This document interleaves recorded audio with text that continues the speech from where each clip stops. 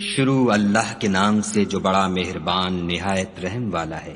ہم کو روز قیامت کی قسم اور نفس لوامہ کی کہ سب لوگ اٹھا کر کھڑے کیے جائیں گے۔ کیا انسان یہ خیال کرتا ہے کہ ہم اس کی بکھری ہوئی ہڈیاں اکٹھی نہیں کریں گے؟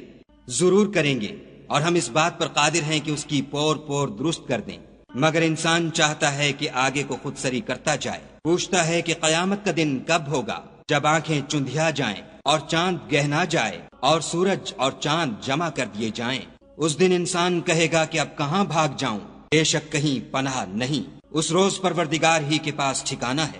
اس دن انسان کو جو عمل اس نے آگے بھیجے اور جو پیچھے چھوڑے ہوں گے سب بتا دیے جائیں گے، بلکہ انسان آپ اپنا گواہ ہے، اگرچہ عذر و معذرت کرتا رہے۔ اور اے محمد صلی اللہ علیہ وآلہ وسلم، وحی کے پڑھنے کے لیے اپنی زبان نہ چلایا کرو کہ اس کو جلد یاد کر لو۔ اس کا جمع کرنا اور پڑھانا ہمارے ذمے ہے۔ جب ہم وحی پڑھا کریں تو تم اس کو سنا کرو اور پھر اسی طرح پڑھا کرو، پھر اس کے معانی کا بیان بھی ہمارے ذمے ہے۔